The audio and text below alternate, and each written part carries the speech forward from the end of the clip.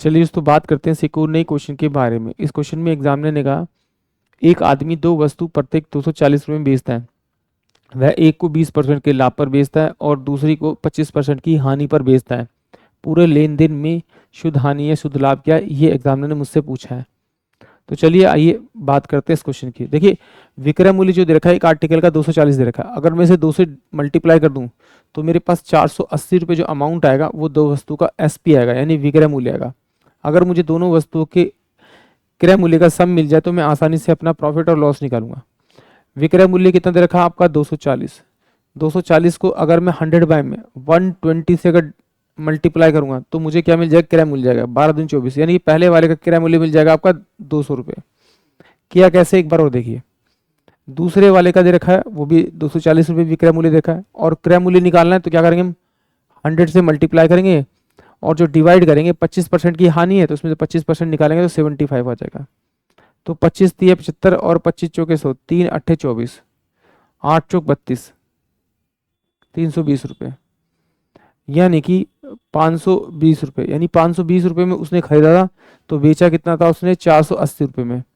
तो इन दोनों का अगर मैं डिफरेंस करूंगा तो डिफरेंस कितना आएगा मेरे पास में 40 रुपये का, यानी कि 40 रुपये का उसे नुकसान हुआ है। 40 बटे में 520 इंटू में 100 करेंगे तो मेरे पास 13 चौके 52 यानी 13 आएगा। तो सॉल्व करेंगे तो 100 बाय में अगर 13 करूंगा तो 13 सत्ते 91 होगा 91। और देखिए मेरे पास में क्या आ रहा है, लॉस हो रहा है। अब इससे ज़्यादा मुझे डिवाइड करने की जरूरत भी नहीं है। ये मेरे पास पहली बात प्रॉफिट है, ये हो नहीं सकता। ये मेरे पास प्रॉफिट है, ये मेरा हो नहीं सकता। मुझे लॉस में चाहिए 7 से वैल्यू चाहिए, इसमें 9 से वैल्यू है 7 से, यानी कि ऑप्शन सी ही इस क्वेश्चन का करेक्ट आंसर होगा। फिर भी थोड़ा सा आगे डिवाइड कर लेते हैं। 9 ये जाएगा नहीं तो पॉइंट लगेगा 0। 13 छिक 78, 13 सत्ते 11, 13 छिक 78 तो 78 आएगा, यानी कि 7.6 कुछ अप्रोक्स में उसे लॉस होगा। चलिए आइए इसको एक तरीके से और करते हैं, रेशो वाले मेथड से। एक्चुअली में एग्जामिनर ने क्या दे रखा है, मुझे 20% और ये 25% दे रखा है। तो 20% को मैं ऐसे लिखता हूँ 20 बटे में आपका 100, तो 20 पंजे 100, यानी कि 1 बटे में 5। अगर उसने उस आर्टिकल की कीमत 5 रुपये थी तो बेचा कितना उसने 1 रुपये के प्रॉफिट पे, यानी कि 6 रुपये बेचा हुआ, यानी 5 रुपये वाली चीज़ वो 6 रुपये बेच रहा है। ये मेरे पास में एसपी है और ये मेरे पास में आपका सीपी है। फिर कहा उसने कि जो दूसरा आर्टिकल है वो 25% के लॉस पे बेच रहा है। 25 बटे में 100 करूंगा तो 25 एकम 25 और 25 चौके 100, यानी कि 4 रुपये अगर उसकी कीमत थी तो बेचा उसने कितने में, 3 रुपये में बेचा उसको, आपका 3 रुपये बेचा। अब देखिए इन दोनों का क्या है, इन दोनों का जो एसपी होना चाहिए वो बराबर होना चाहिए, एग्जामिनर ने कहा। तो इसको अगर मैं 2 से मल्टीप्लाई करूँ, इसको मैं 2 से मल्टीप्लाई करूँ तो ये कितना हो जाएगा, ये 8 और 8 5 13, 13 और ये कितना हो जाएगा आपका आपका ये 12।